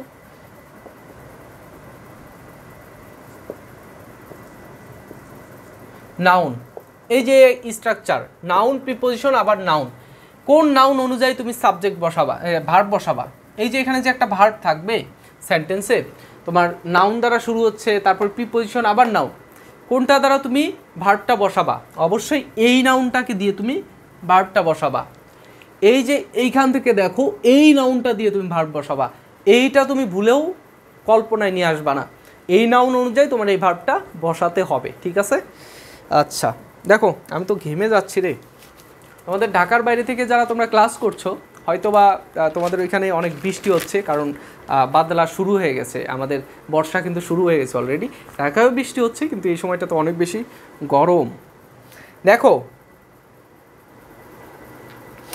কিছু ফ্রেজ দ্বারা যখন, এই যে আমি যেটা দিচ্ছি এখানে তোমার শুধু প্রিপোজিশন না, আরও কিছু যুক্ত থাকতে পারে, কিছু ফ্রেজ দ্বারা যুক্ত থাকতে পারে, along with, along with, accompanied by,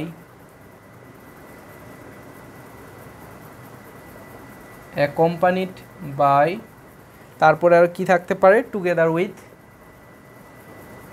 together with. আমার কথাগুলো একটু মনোযোগ দিও, কারণ লেখা সব কিছু হয়তো বুঝতে পারবা না। তারপরে in addition two,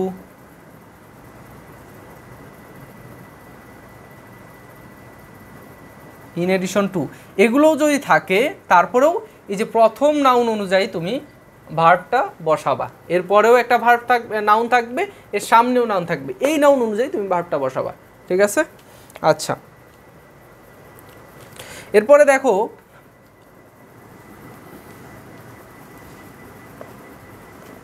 the plus adjective যদি থাকে, দা প্লাস অ্যাডজেক্টিভ থাকলে ভার্ব হবে কি, প্লুরাল, প্লুরাল ভার্ব হবে। দা প্লাস অ্যাডজেক্টিভ হলে কি হবে, ভার্ব হবে প্লুরাল, মাথায় রেখো, প্লুরাল ভার্ব হবে। এরপরে হেয়ার এবং দেয়ার যদি থাকে,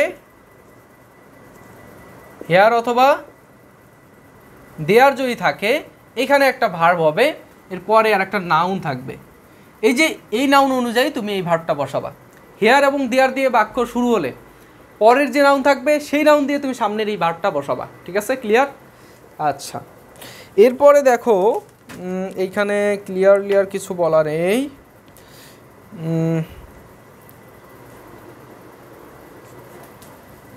টাইম, ডিস্টেন্স, টাইম, ডিস্টেন্স,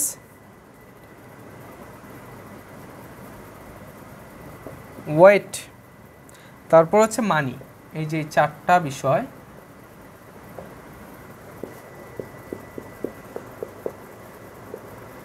দেখো এই যে টাইম, ডিস্টেন্স, ওয়েট, মানি, এই জিনিসগুলো যদি থাকে, ভার্বকে সিঙ্গুলার করতে হবে, সিঙ্গুলার ভার্ব। কি করবা, সিঙ্গুলার ভার্ব নিয়ে আসবা। ঠিক আছে, সিঙ্গুলার ভার্ব আনতে হবে।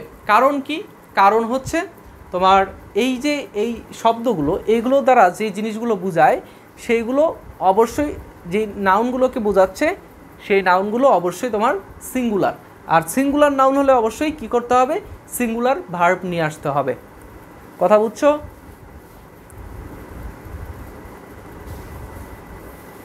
আচ্ছা দেখো আমি যদি একটা উদাহরণ দেই,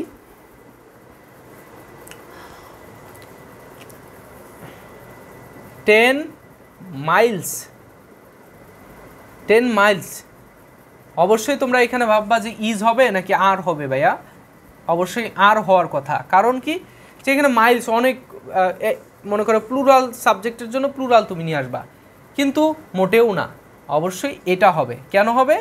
কারণ এই জিনিসগুলো থাকলেই তুমি সিঙ্গুলার নিয়ে আসবা, এটার কোনো কারণ নেই। ঠিক আছে? ভাষা পরিবর্তনশীল, ভাষা সবসময় পরিবর্তন হয়। এই ভাষার অংশই হচ্ছে তোমার এই সেন্টেন্সগুলো।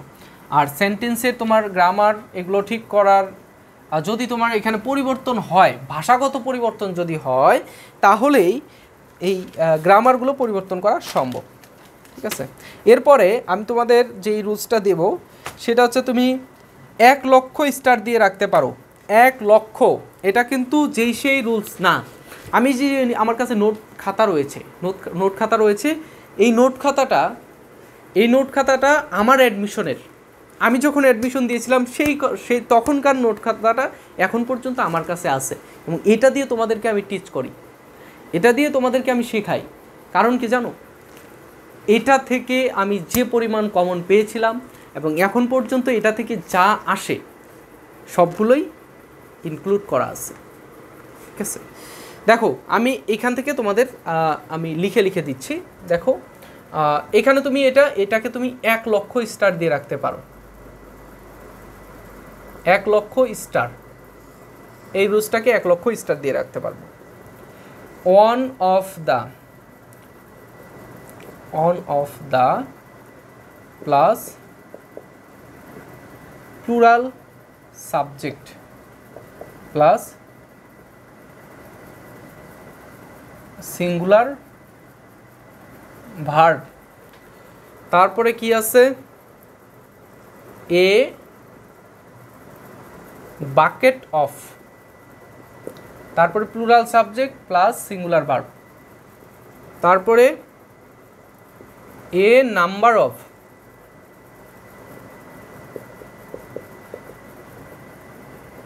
এগুলো যা আছে ঠিক থাকবে। তারপরে এ পেয়ার অফ, তারপরে আছে 1 and a half, এইটা একটু ভালোভাবে দেখবা। 1 and a half যদি থাকে, বাকি যেরকম আছে সেরকম প্লুরাল সাবজেক্ট থাকবে, এরপরে সিঙ্গুলার ভার্ব থাকবে। এরপরে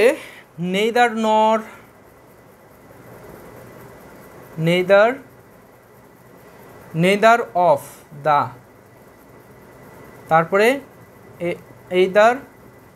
আইদার অফ দা, এইগুলোর পরে অবশ্যই এই যে প্লুরাল সাবজেক্ট থাকবে, সিঙ্গুলার ভার্ব হবে। ঠিক আছে?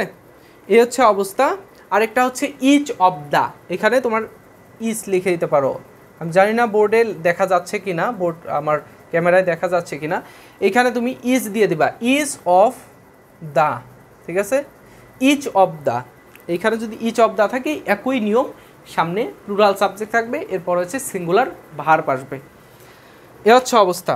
আরেকটা বিষয়, এখানে ব্যতিক্রম কিছু রয়েছে, এই ব্যতিক্রম কিছুর জন্য আমি তোমাদের দিচ্ছি। দেখো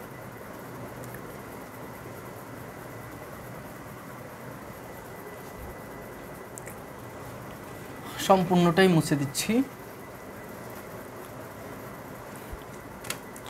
ব্যতিক্রম কিছু হচ্ছে এ নাম্বার অফ যদি থাকে, একটু আগেই লিখে দিয়েছিলাম যেটা এ নাম্বার অফ আর the number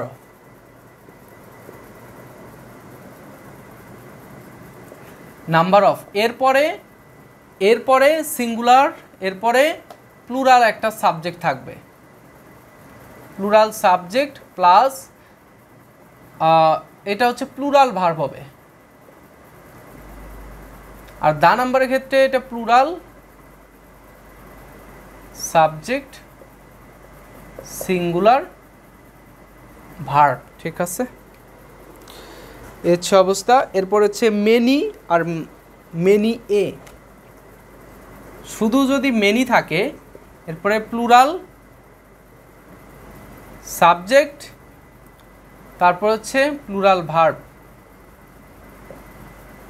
are many a যদি থাকে তারপরে সিঙ্গুলার সাবজেক্ট সিঙ্গুলার ভার্ব। ঠিক আছে, এই হচ্ছে অবস্থা। এটা তোমরা একটু স্ক্রিনশট দিয়ে রাখতে পারো অথবা নোট করে রাখতে পারো, ভিডিও পজ করে নোট করা যায় ইজিলি। ঠিক আছে, এই যে এই জিনিসগুলো একটু লিখে রাখো।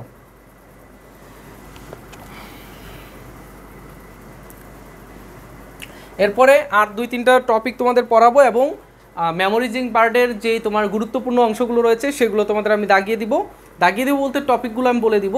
এরপরে তোমার যেই টপিকগুলো আলোচনা করতে পারলাম না সেগুলোর লিঙ্ক আমি তোমাদের দিয়ে দিচ্ছি। ঠিক আছে, এখানে তেমন গুরুত্বপূর্ণ আর কিছু নেই।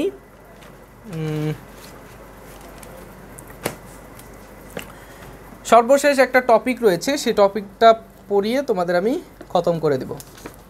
দেখো, আজকে রাজশাহী বিশ্ববিদ্যালয়ে আমি কি বলবো, রাজশাহী বিশ্ববিদ্যালয়ে ইংরেজি এ ইউনিটের ইংরেজি অংশের জন্য আমি এটা আমি প্রমাণ করে দিচ্ছি যে ইংরেজি তোমার শিখতে গেলে খুব বেশি পরিশ্রম করতে হয় না, একটু টেকনিক খাটিয়ে শিখতে হয়। যদি তুমি স্মার্টলি পড়াশোনা করো অবশ্যই তোমার অল্প সময়ের মধ্যে অনেক বেশি তুমি অর্জন করতে পারবে। কিন্তু যদি তুমি নেতিয়ে অনেক পরিশ্রম করছো, আরে ভাই পরিশ্রম করতে করতে জীবন শেষ, জীবন অন্ধকার, বরবাদ করে ফেলছো, কিন্তু সেই পরিশ্রমের কোনো দাম হবে না। কেন হবে না? কারণ তুমি অযথা পরিশ্রম করেছো, এই পরিশ্রম করে তোমার কাজ হচ্ছে না। অযথা পরিশ্রম করা যাবে না, একটু স্মার্টলি পড়াশোনা করতে হবে। ঠিক আছে, আচ্ছা, এরপরে তোমাদের একটা গুরুত্বপূর্ণ বিষয়, সেটা হচ্ছে অ্যাফার্মেটিভ নেগেটিভ এগ্রিমেন্ট। আরে তোমরা তো হই হুল্লোড় শুরু করে দিয়েছো, কারণ এই টপিকটা খুব বেশি তোমাদের পড়া হয়ে গিয়েছে। এই টপিকটা খুব বেশি ইম্পর্টেন্ট, তোমরা অনেক বেশি কমন পাও এখান থেকে, এই টপিক থেকে অ্যাফার্মেটিভ নেগেটিভ এগ্রিমেন্ট। এবার জগন্নাথ বিশ্ববিদ্যালয়ে কিন্তু এই কয়েকটা ইউনিটে এই প্রশ্নটা এসেছে, affirmative negative agreement. Affirmative negative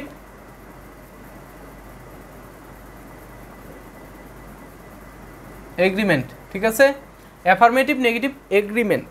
আচ্ছা দেখো, এখানে অ্যাফার্মেটিভ নেগেটিভ এগ্রিমেন্টের মধ্যে জাস্ট তোমার 4টা সেন্টেন্স মনে রাখতে হবে। কি 4টা সেন্টেন্স তোমার মনে রাখতে হবে? 4টা সেন্টেন্স কি? অ্যাফার্মেটিভের ক্ষেত্রে 2টি সেন্টেন্স, অ্যাফার্মেটিভের ক্ষেত্রে 2টি সেন্টেন্স। একটা হচ্ছে তোমার এখানে একটা সেন্টেন্স থাকবে প্লাস এখানে আরেকটা অংশ থাকবে, এন্ড দ্বারা যুক্ত থাকবে, অ্যান্ড সো, তারপরে অক্সিলারি ভার্ব। এই অংশটা একটু গুরুত্বপূর্ণ, এটা আমি এদিকে লিখছি।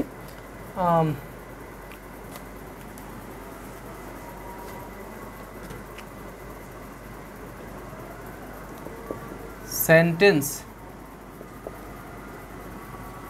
অ্যান্ড প্লাস এইখানে আসছে কি সো, অক্সিলারি ভার্ব প্লাস কি আসবে? আসবে হচ্ছে এখানে সো অক্সিলারি, তারপরে সাবজেক্ট আসবে। ঠিক আছে, আবার আরেকটি সেন্টেন্স অ্যাফার্মেটিভের ক্ষেত্রেই সেন্টেন্স থাকবে প্লাস অ্যান্ড থাকবে প্লাস সাবজেক্ট থাকবে প্লাস অক্সিলারি ভার্ব থাকবে, তারপরে অলসো অথবা কি থাকবে?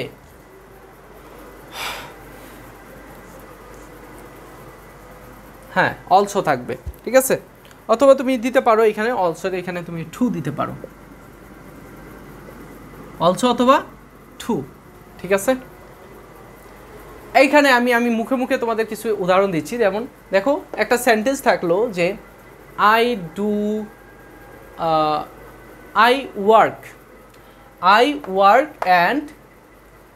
And so do he. কিভাবে আমি বললাম যে আই ওয়ার্ক, এখানে যে আমার যে ভার্বটা রয়েছে ওয়ার্ক ভার্ব, এবং এরপরে অ্যান্ড রয়েছে। দেখবে সেন্টেন্সের মধ্যে তোমরা দেখলেই পারবে যে এরপরে সো নিয়ে আসলাম, যদি অ্যাফার্মেটিভ এগ্রিমেন্ট হয়, যদি এই সেন্টেন্সের এই অংশটা অ্যাফার্মেটিভ হাবোধক হয়, এই অংশটা যদি কি হয়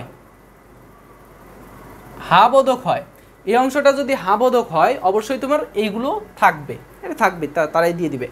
আর এই নেগেটিভ অংশটা আমি একটু দেখি, আগে দেখাই তারপরে তোমাদের একটু চিন্তা করাই। দেখো এখানে একটা সেন্টেন্স থাকবে নাবোধক, সেন্টেন্স থাকলো, এরপরে অ্যান্ড থাকলো, এরপরে কি আসবে, এরপর আসবে নেইদার অথবা নর, নেইদার অথবা নর plus auxiliary verb plus subject, ঠিক আছে। সেন্টেন্স অ্যান্ড নেইদার নর অথবা এরপর হচ্ছে অক্সিলারি ভার্ব, এরপর হচ্ছে সাবজেক্ট থাকবে। আর এখানেও সেম, যে সেন্টেন্স একটা নাবোধক সেন্টেন্স থাকলো, এরপরে অ্যান্ড থাকলো, এরপরে কি থাকবে সাবজেক্ট থাকলো, তারপরে অক্সিলারি ভার্ব থাকলো, অক্সিলারি, এটা কিন্তু অক্সিলারি লিখেছি, তারপরে নট থাকবে, তারপরে আইদার থাকবে, ঠিক আছে। এই যে একটু দেখো, একটু স্ট্রাকচারগুলো দেখো, আমি কিন্তু এখানে সময় পাচ্ছি না এবং হচ্ছে অনেক বেশি সময় যাচ্ছে, সেই জন্য তোমাদের এক্সাম্পল দিতে পারছি না, কিন্তু এই অংশগুলো তোমরা একটু লিখে রাখো, তাহলেই তোমাদের একটু ভালো হবে বলে আমি মনে করি, ঠিক আছে। পরীক্ষার আগে আর বেশি কষ্ট পোহাতে হবে না, জাস্ট রুলসগুলো একটু দেখে নাও, ঠিক আছে। নোট করে রাখো পরীক্ষার আগের রাতে, জাস্ট এই নোটগুলো তুমি এক সাইড থেকে তুমি দেখতেই থাকবে, আর কিচ্ছু লাগবে না। অলরেডি তোমাদের সবগুলো টপিক শেষ, এখন জাস্ট রয়েছে subjunctive identification of phrase and clause. আমি এখানে লিখে দিচ্ছি আইডেন্টিফিকেশন অফ ফ্রেজ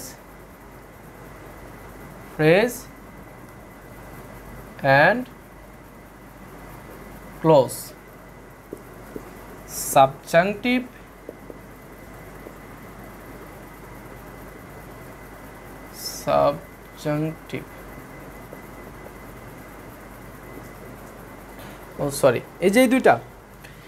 এই দুইটা তোমরা কোথায় পাবে, ভিডিওর ডেসক্রিপশন বক্সে তোমরা এই দুইটা না, এখানে 3টা ভিডিও আছে, identification of phrase, identification of clause আর সাবজাংটিভ, এই 3টা ভিডিও তোমরা ডেসক্রিপশন বক্সে লিঙ্ক আছে, সেই লিঙ্কে ক্লিক করে তোমরা ভিডিওটা দেখে আসবে। 3টা ভিডিও আছে, 3টা ভিডিও তোমরা দেখবে। ভিডিওগুলো যদিও পুরাতন কিন্তু ভিডিওগুলো কাজের, ঠিক আছে। Identification of phrase and clause, এখানে প্রায় 1 ঘন্টা সময় তোমার লাগবে। তারপর হচ্ছে এই সাবজাংটিভ, এটাতে 10-15 মিনিটের মধ্যে তোমার ভিডিওটা তোমার শেষ করে ফেলবে। আশা করব এই যে 1.5 ঘন্টা অথবা 1 ঘন্টার মধ্যে তোমরা যেই ভিডিওটা দেখবে, আশা করব যে এই 3টা টপিকের মধ্যে আর কোনো ঝামেলা থাকবে না, কারণ আমি যথেষ্ট বুঝিয়েছি, যদিও ভিডিওগুলো পুরাতন তারপরেও কাছে, তোমরা আমার কথায় ট্রাস্ট করে তোমরা ভিডিওগুলো দেখে আসতে পারো, ঠিক আছে। আর আমাদের এখানে কাউন্টেবল আনকাউন্টেবল একটা টপিক রয়েছে, সেই টপিকগুলো সেই বিষয়টা তোমরা কোথায় থেকে পড়বে, বইয়ের মধ্যে, যে কোনো বইয়ে তোমার কাউন্টেবল আনকাউন্টেবল নাউনগুলো একটু পড়ার চেষ্টা করো। সেখানে একটা ভার্বগুলোর মধ্যে তোমার ভার্বের সিঙ্গুলার থেকে প্লুরাল ফর্ম, তারপর হচ্ছে প্লুরাল থেকে সিঙ্গুলার, কাউন্টেবল ভার্বের কাউন্টেবল নাউনের ক্ষেত্রে কেমন গঠন আসে, আবার আনকাউন্টেবলের ক্ষেত্রে কেমন গঠন আসে, সেইগুলো একটু তোমরা দেখার চেষ্টা করো, ঠিক আছে। আচ্ছা, এই হচ্ছে আমাদের অলরেডি আমরা কয়টা টপিক শেষ করলাম, এই 3টা বাদ দিয়ে 1, 2, 3, 4, 5, 6, 7টা টপিক শেষ করেছি আজকে এই 1-1.5 ঘন্টার মধ্যে। এখন মেমোরাইজিং পার্ট নিয়ে তোমাদের একটু কথা বলি। দেখো, মেমোরাইজিং পার্ট তোমরা মনে রাখতে পারো না, ভাইয়া মনে থাকে না, আমার মেমোরাইজিং পার্ট মনে থাকে না। আমি অনুধাবনমূলক, আমি যখন কম্প্রিহেনশন পড়ি, অনুধাবনমূলক যখন আমি কোনো প্যাসেজ পড়ি, সেখানে আমার সিনোনিম অ্যান্টিনিম আমি কারেক্ট করতে পারি না, তাহলে আমার কি করা উচিত ভাইয়া? এটা প্রশ্ন আমি 1000বার শুনেছি, আমিও প্রশ্ন করতাম। আমি যখন তোমাদের লেভেলে ছিলাম তখন আমিও তোমাদের এই প্রশ্নটা করতাম, ঠিক আছে। আমার অনেক টায়ার্ড লাগছে, অনেকক্ষণ থেকে দাঁড়িয়ে আছি। যাই হোক, দেখো তোমাদের জন্য আমি এতটুকু পরিশ্রম করতে পারি, আমার এই সদিচ্ছা আমার আছে। এই সদিচ্ছা বলবা না বদ ইচ্ছা বলবা, তোমরা বলো, তোমরাই বলবা। আমার বলাটা তোমাদের কাছে গৃহীত হবে না। কারণ কি? কারণ নিজের পরিশ্রম বা নিজের কষ্টের কথা কাউকে বলতে নেই, ঠিক আছে? সে আরও বেশি কষ্ট দেয়। যেমন তোমরা আমাকে এই যে আমার চ্যানেলে ভিডিও দেখো অথচ শেয়ার করো না, ভিডিওতে লাইক করো না, ভিডিওতে কমেন্ট করো না, এই যে ঝামেলাটা, এই ঝামেলাটা তোমাদের দ্বারাই হয়, ঝামেলাটা আমার দ্বারা হয় না। কারণ আমি যত কষ্ট করি তোমরা আরও বেশি কষ্ট আমাকে দাও। যাই হোক, দেখো এই যে রাজশাহী বিশ্ববিদ্যালয়ের এই ইউনিটের জন্য এখন আমরা মেমোরাইজিং পার্ট নিয়ে একটু কথা বলি।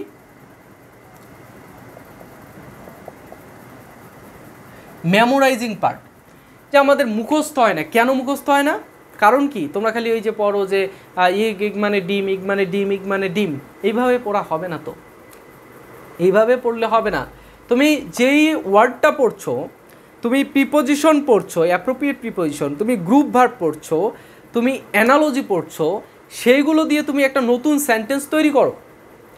যেই সেন্টেন্সটা তোমার সাথে যায়, যেই সেন্টেন্সটা তুমি মানে তুমি মনে রাখতে পারবে, এরকম একটা সেন্টেন্স তৈরি করো। পৃথিবীতে জায়গার শেষ নাই, সেই জায়গা দিয়ে একটা সেন্টেন্স তৈরি করো। পৃথিবীতে তোমার আশেপাশে যা কিছু আছে সেটা দিয়ে তুমি একটা সেন্টেন্স তৈরি করো। তুমি এই ডাস্টার দিয়ে একটা সেন্টেন্স তৈরি করো, মনে থাকবে। তুমি আমাকে দিয়ে কয়েকটা সেন্টেন্স তৈরি করো, ঠিক আছে?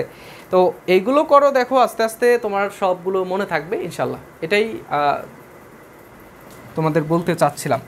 আচ্ছা, এখন মেমোরাইজিং পার্টের কিছু টপিক রয়েছে, সেই টপিকগুলো আমি লিখে দিচ্ছি। যেই টপিকগুলো তোমরা পড়ো 2-1 দিনের মধ্যে, সেইগুলো থেকেই প্রশ্ন আসবে। একটু রিভিশন দিবা, এখন পড়ার তো সময় নাই, সে তো তুমি এখন রিভিশন দিবা। সিনোনিম অ্যান্টোনিম এটা তো থাকবে মাস্ট, এটা সব পরীক্ষায় থাকে, এটা বলার কিছু নাই। তারপরে অ্যানালজিটা একটু পড়বে, অ্যানালজি পড়বে। এরপরে অ্যাপ্রোপ্রিয়েট প্রিপোজিশন, তারপরে পড়বে হচ্ছে তোমার ট্রান্সলেশন, খুব গুরুত্বপূর্ণ। ট্রান্সলেশন কোনগুলো পড়বে? বিগত বছরে, শুধু রাজশাহী না, বিগত বছরের ঢাকা বিশ্ববিদ্যালয়, জগন্নাথ বিশ্ববিদ্যালয়, জাহাঙ্গীরনগর বিশ্ববিদ্যালয়, চট্টগ্রাম বিশ্ববিদ্যালয়, গুচ্ছ, তারপরে তোমার কৃষি বিশ্ববিদ্যালয়ের ইংরেজি অংশে যদি এসে থাকে আর কি, তারপরে চাকরির পরীক্ষা বিসিএসের, তারপরে তুমি যে কোনো চাকরির পরীক্ষায় আসা যে প্রশ্নগুলো রয়েছে সেইগুলো পড়বা, ঠিক আছে? এই যে মেমোরাইজিং পার্টের জন্য এগুলো তুমি পড়বা। দেখবা একই জিনিস বারবার এসেছে, অল্প সংখ্যক মনে রাখতেও সুবিধা হবে, ঠিক আছে? আর পরীক্ষার আগে একটু বারবার পড়লে এমনি মনে থাকে। এরপরে হচ্ছে তোমার স্পেলিং, খুবই গুরুত্বপূর্ণ। স্পেলিংটা একটু বেশি গুরুত্বপূর্ণ, স্পেলিংটা, ট্রান্সলেশনটা বেশি গুরুত্বপূর্ণ। আর এগুলো তো অ্যাজ ইউজুয়াল আসেই, এটা তো আসবেই। অ্যাপ্রোপ্রিয়েট প্রিপোজিশন এটাও আসবেই। ইডিয়ম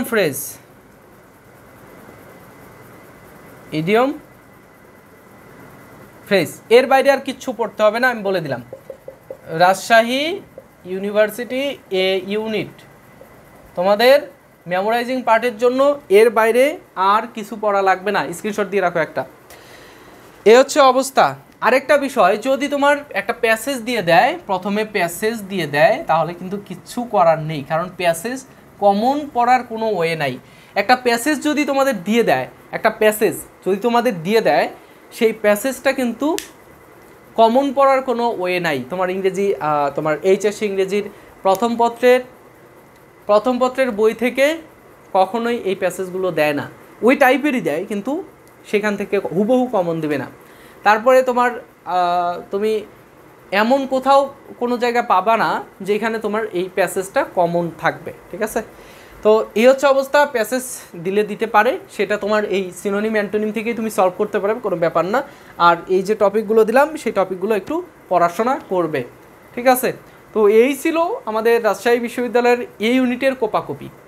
কালকে তোমাদের বটি হাতে নিয়ে তোমাদের একটা পোস্ট করেছিলাম যে রাজশাহী বিশ্ববিদ্যালয়ের এই ইউনিটের আজকে রাত 10টায় কোপাকুপি হবে।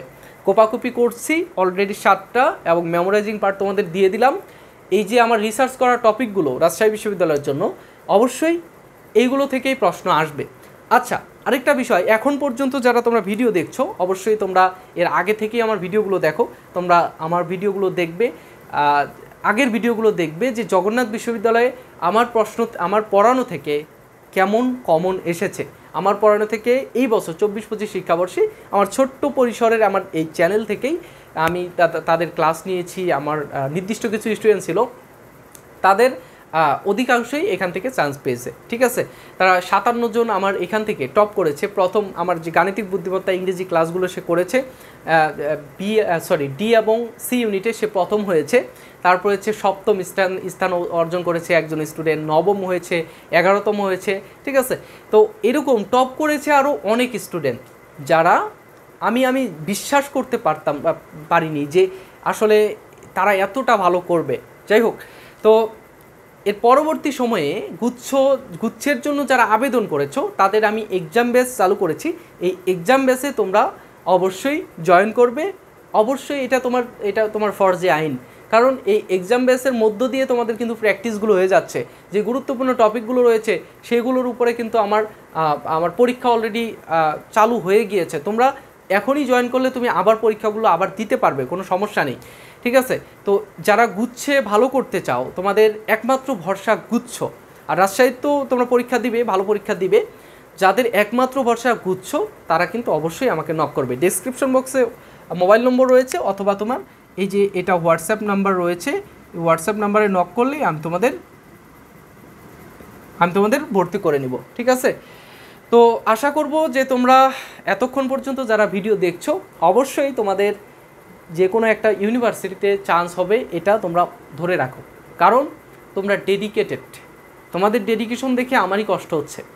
কারণ তোমরা এতটা ডেডিকেশন দিচ্ছ এখানে যে আল্লাহ তাআলা তোমাকে নিরাশ করবে না। অবশ্যই তুমি পরিশ্রম করছো, এর ফলাফল আল্লাহ তাআলা তোমাকে দেবে। ঠিক আছে, তো আজকে এই পর্যন্তই।